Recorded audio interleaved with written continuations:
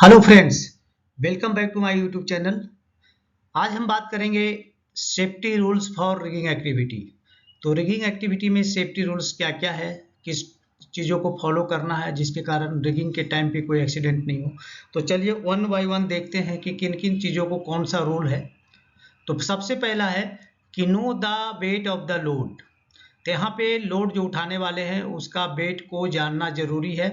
जब उसका वेट को जानेंगे तभी उसके अनुसार जितने भी लिफ्टिंग एसेसरीज जो मुझे सेलेक्ट करना होता है या जो सेलेक्ट करना होता है उसका सिलेक्शन किया जा सकता है। दूसरा पॉइंट है know the centre of gravity of the load. तो लोड को जब उठा रहे हैं, चाहे लार्ज लोड हो या वाइड लोड हो या ऊंचा हो या नीचा हो, जो भी हो, छोटा हो बड़ा हो, तो उस केस में यहाँ पे सेंटर ऑफ ग्रेविटी को जानना जरूरी है, क्योंकि सेंटर ऑफ ग्रेविटी को अगर ठीक से नहीं जानते हैं तो उस केस में लोड टिल्ट हो जाएगा और वो डेंजरस होता है। तो सेंटर ऑफ ग्रेविटी का पता करने का सबसे अच्छा तरीका है कि लोड को थोड़ा सा ऊपर उठा लें, उठा के चेक करें कि वो कहीं टिल्ट तो नहीं हो रहा है। नेक्स्ट देखेंगे make load attachment above centre of gravity. तो सेंटर ऑफ ग्रेविटी लोड को जब भी अटैच करना है तो सेंटर ऑफ ग्रेविटी से उसको ऊपर अटैच करना है, नीचे अटैच करने से वो टिल्ट हो जाएगा और एक्सीडेंट हो जाएगा। नेक्स्ट देखेंगे select hitch that will hold and control the load. तो यहाँ पे ध्यान रखना है कि कौन सा हिच का इस्तेमाल करना है जो लोड को होल्ड भी कर सके और उसको कंट्रोल भी कर सके लिफ्टिंग के टाइम में। तो ये ध्यान रखना है कौन सा हिच का इस्तेमाल करना है, चोकर हिच इस्तेमाल करना है, बास्केट हिच इस्तेमाल करना है, वर्टिकल हिच इस्तेमाल करना है। इन सब चीज़ों का ध्यान रखना वहाँ पे जरूरी है। नेक्स्ट देखेंगे know the rated capacity of sling and rigging hardware. तो ये भी जानना जरूरी है कि कौन सा लोड उठा रहे हैं, लोड का वेट कितना है, तो उसके अनुसार हमें सेलिंग की कैपेसिटी कितनी होनी चाहिए या रिगिंग हार्डवेयर का जो सिलेक्शन कर रहे हैं उसकी कैपेसिटी कितनी होनी चाहिए, ये जानना जरूरी है, नहीं तो यहाँ पे एक्सीडेंट होने का डर हो सकता है। नेक्स्ट देखेंगे select sling best suited for load.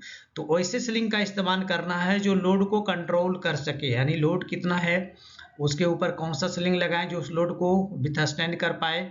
Means उस समय है जो स्लिंग का एंगल कितना बनेगा, तो स्लिंग पे एक्स्ट्रा टेंशन कितना आएगा, ये सब को कैलकुलेट करना जरूरी है। इसलिए यहाँ पे बेस्ट स्लिंग का इस्तेमाल जरूरी है किसी भी लोड को उठाने के लिए। नेक्स्ट देखेंगे इंस्पेक्ट और rigging gear prior to use. कोई भी रिगिंग गियर का इस्तेमाल करने के पहले उसको चेक करना जरूरी है, उसका टीपीआई है कि नहीं, और उसका विजुअल इंस्पेक्शन भी जरूरी है कि वो सही सलामत है कि नहीं, कहीं क्रैक तो नहीं है, कहीं डैमेज तो नहीं है, कहीं कटा हुआ तो नहीं है, इस तरह उसको देखना जरूरी है। नेक्स्ट देखेंगे protect sling sharp edge and surfaces. तो शार्प जो किसी किसी लोड में क्या होता है उसके एजेस जो होते हैं शार्प होते हैं या उसका सरफेस जो होता है शार्प होता है, तो इसका ध्यान रखना है। अगर शार्प है सरफेस उसका एज उसका शार्प है तो वहाँ पे है जो हमें पैडिंग सिस्टम लगा करके ताकि वो स्लिंग को कट ना करे लिफ्टिंग के टाइम में, तो इसका भी ध्यान रखना बहुत ही इम्पोर्टेंट है। नेक्स्ट देखेंगे equalise loading on multiple leg sling. तो यहाँ जितने भी स्लिंग लगाते हैं वहाँ पे एक कोशिश करें कि सभी स्लिंग पे इक्वलाइज लोड हो, माने इक्वल लोड हो, इस तरह से स्लिंग का एडजस्टमेंट करें ताकि इक्वल लोड हो। ऐसा नहीं एक पे बहुत ज़्यादा आ गया और दूसरे पे बहुत कम, तो उस केस में एक पे टेंशन ज़्यादा आने से टूट जाएगा, फिर बहुत बड़ी एक्सीडेंट हो सकता है। नेक्स्ट देखेंगे care for tension on sling by sling angle. तो यहाँ पे क्या होता है sling angle, care for tension on sling by sling angle. तो स्लिंग के साथ जो एंगल बनता है लोड के साथ जो हॉरिजेंटल पार्ट लोड का होता है तो उसका ध्यान रखना है, क्योंकि स्लिंग एंगल मालूम है कि स्लिंग एंगल कौन सा स्लिंग एंगल 90 पे सबसे ज़्यादा उठता है। उसके बाद 60 को हम मानते हैं कि उस पर नॉमिनल टेंशन आता है, उसके बाद 60 से जितना नीचे जाएंगे टेंशन बढ़ते जाएगा, उसी तरह 90 से ज़्यादा आगे बढ़ते जाएंगे तो उस पर भी टेंशन बढ़ता आ जाएगा। तो इस केस में 90 सबसे अच्छा है और 60 अगर रखें तो सबसे बेटर है, क्योंकि उसमें नॉमिनल टेंशन आता है, बस 60 को कैलकुलेट करना इजी है। अगर तीनों स्लिंग यानी दो स्लिंग और उसके जहाँ पे हुक पॉइंट है अगर वो स्लिंग के इक्वल लेंथ के इक्वल हो जाता है तो उस केस में 60 डिग्री बनेगा, तो इसको कैलकुलेट करना ईजी है। नेक्स्ट देखेंगे care for reduction when using चोकर हिच। तो चोकर हिच जब भी लगाते हैं तो स्लिंग का टेंशन क्या होता है, स्लिंग पे टेंशन बढ़ जाता है, यानी कि स्लिंग में रिडक्शन चालू होता है, यानी कि स्लिंग की कैपेसिटी घट जाती है चोकर के केस में। और नेक्स्ट पॉइंट देखेंगे attach tag line prior to lift the load control.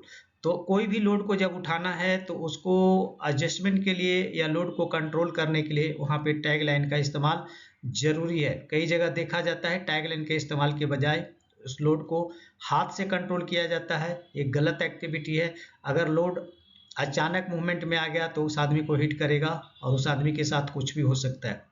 तो चलिए दोस्तों, अभी आपने जाना कि रिगिंग एक्टिविटी के टाइम में किन सेफ्टी रूल्स को फॉलो करना चाहिए ताकि कोई भी एक्सीडेंट नहीं हो और लिफ्टिंग एक्टिविटी सेफली हो जाए।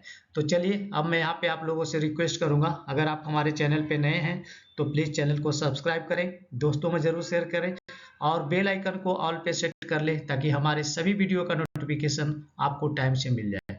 तो चलिए, मिलते हैं आपसे नेक्स्ट वीडियो में। तब तक के लिए जय हिंद, वंदे मातरम।